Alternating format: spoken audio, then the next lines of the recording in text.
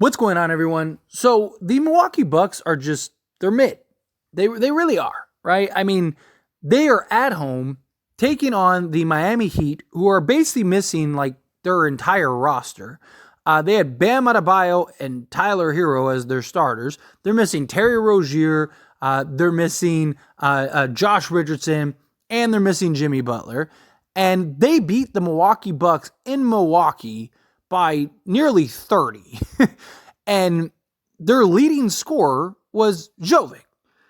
The Milwaukee Bucks, yes, they were without Chris Middleton. But come on, you have Giannis, Dame, and everybody else but Middleton. You're at home, and you lose to the Miami Heat, who have struggled pretty mightily this year in a lot of ways without a bunch of their key players and like three of their main rotation guys and starters, and you just get ran out of your own building.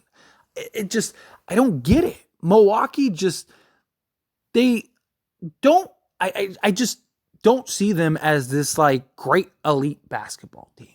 Like, I just don't. They're not very good defensively.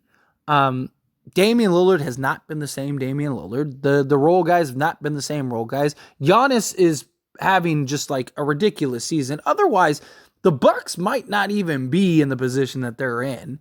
They are the 3 seed currently in the Eastern Conference. A lot of that is the Knicks got ravished by injuries and stuff and have been on several losing streaks since then after starting a blazing. Otherwise, the Milwaukee Bucks could easily, look, if Joel Embiid doesn't get hurt with the Sixers, Milwaukee could easily be like the 5th seed.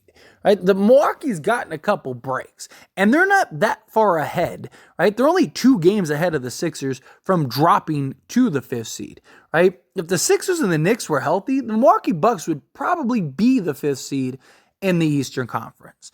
But nonetheless, right? Like, it's just, this team just doesn't seem to have it to me. You replace the coach for Doc Rivers, and yet I don't think Doc has really changed anything for this team. I don't think they really are better now that they have Doc Rivers. And we've had a pretty good sample size, right? It's not like he just came back for a couple games. They're 3-3 in their last 6. They're 5 in their last 8. They have a lot of very bad losses too. A lot of losses to teams in which they shouldn't be losing to. Now, don't get me wrong, they have some very notable wins, but it's just, look, you have Damian Lillard, you have Giannis, right? Even Middleton can really get it going in the postseason, right? They do have 35 wins. They're still, one of the better teams in the league, without a doubt. But I would not bet on them to win the championship this year by any stretch. Here's a better question. You look at the Bucks. Which teams are you comfortable with them beating? I don't think they beat the Celtics. I don't think that they beat the Knicks if they're fully healthy. The Sixers, I think, could go either way. And the Cavs, maybe. But I wouldn't be shocked if the Cavs beat them. The Knicks and the Celtics, definitely, I think beat the Bucks. And you can never discount Miami when they get into the postseason. So, okay, that's just the East. I don't think they beat the Nuggets. I don't think that they beat the Clippers. Suns, I think, could give them some real problems. The Lakers, I think their size and stuff could give them some real problems. Like, there's at least a handful of teams that I look at and go, the Bucks probably don't beat them. Or at least I wouldn't be comfortable with them winning. Again, obviously, you have a talented roster. You have Damian Lillard, Dame time going into the postseason. We know what he's capable of. We know what he can do. But he hasn't looked very good for Boston. Or for Milwaukee.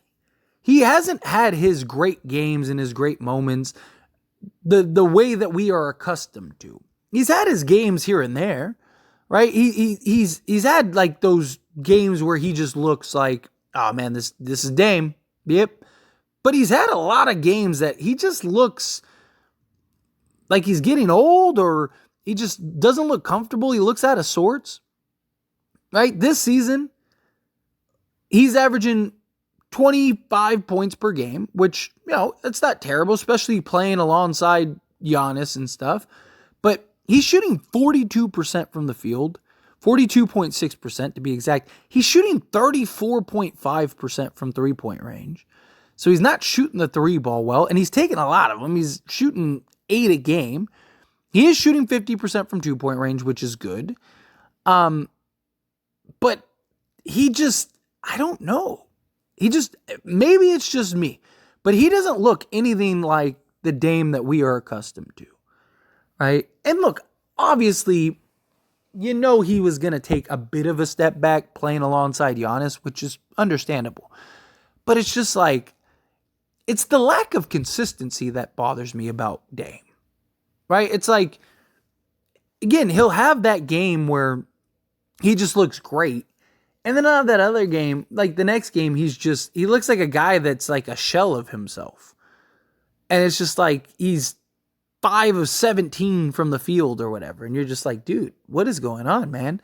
Right? Like what, like you're a liability on the defensive side of things, and you're giving us 10 points. Like what's going on here? Right? And look, I'm not a Milwaukee Bucks fan by any stretch, but still, like, it's like, you'd think this team would be just more dominant, I guess. And now look, they're a veteran team, right? You have Giannis, you have Dame. You get into the postseason, right? The idea is like, okay, we're a team that's built for the playoffs. We're a team that's built for the postseason. Just all we need to do is get there, and we got it. But again, like, who do you look at that you're comfortable the Milwaukee Bucks beating? I just don't see it. And look, Doc Rivers, never really been a fan of Doc. I think he is one of the most underachieving coaches in the history of the league. And I don't think he's going to be much better than Adrian Griffin. I understand why they fired Griffin, right? All the drama going on and all. I get it. But like, you already see the signs with Doc Rivers. Like, Giannis is like checking himself out of games and stuff. Like, it's just, I don't know. And look, the Milwaukee Bucks aren't out of the woods yet with Giannis. Giannis loses in the first round. I wouldn't be shocked at all if he's demanding a trade out of Milwaukee. Right? He signed his new contract. Right? Milwaukee doesn't have to trade him, but if he wants out, what do? You might as well trade him and Dame and get whatever you can and just hit the reset button. Right? Because last thing you want is Giannis pouting and you just causing a mess. And I don't know. I don't believe in Doc Rivers in the playoffs, in the postseason. He's not good at making adjustments. He's not good at the game to game, right? He loves to kind of just let things play out, and it's just, I don't see Doc as the answer at the head coaching position for the Milwaukee Bucks. If Damian Lillard continues to play the way he's playing into the postseason, I don't really trust him. He's going to be a liability in the postseason. Teams are going to be targeting him on the defense side of things. They don't really have that point of attack guy. They went and got Patrick Beverley, but this isn't Patrick Beverley of, 5 years ago. Right? Like, your backcourt is a major liability. Brook Lopez isn't like the most ground covering defensive guy. Like, he's great when you have guys like Drew Holiday and Middleton and stuff like that out there who can kind of, funnel the offensive player into him and stuff. And then you got Giannis as like the help defender, and you just don't have that, right? Like, and don't get me wrong, Dame's trying at times, but he's just undersized. He's not good defensively. Like, I just look at Milwaukee and I see a lot of holes and issues that I just don't see getting fixed and resolved come the postseason. And I just see a lot of areas that teams are going to be able to just really cause problems for the Bucks. And again, maybe I'm, overreacting or overreaching here, and it's not even just the Heat game. Like, I'm not just looking at the Heat and like, oh, they lost to Miami without Jimmy. No, I mean, things happen, right? Teams lose. Like, the Celtics lost to the Lakers without LeBron James and Anthony Davis, right? Like, there's a lot. And look, the NBA is so wide open this year, in my opinion. I don't think the Celtics are a lock to win the chip, right? I mean, the number 1 and 2 seed in the Western Conference are the Timberwolves and the Thunder. And personally, I don't think either of those teams win it this year. Right? The West is very wide open. The East is very wide open. The NBA as a whole is very wide open.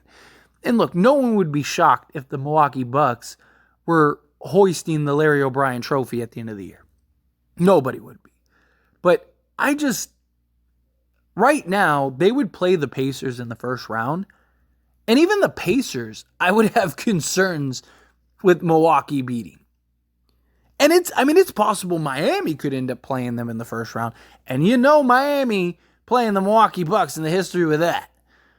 And then in the second round, now you're playing. Well, I mean, we'll see because the standings are still pretty close. But even if you play like the Knicks or the Cavs or the Celtics in the second round, I don't know if they beat any of those teams. Maybe the Cavs, because again, this is just me personally. I'm not super sold on the Cavs. But the Knicks and the Celtics, I don't think Milwaukee beats. Not the way Milwaukee looks. I just don't. I just think the Milwaukee Bucks are a mid-basketball team.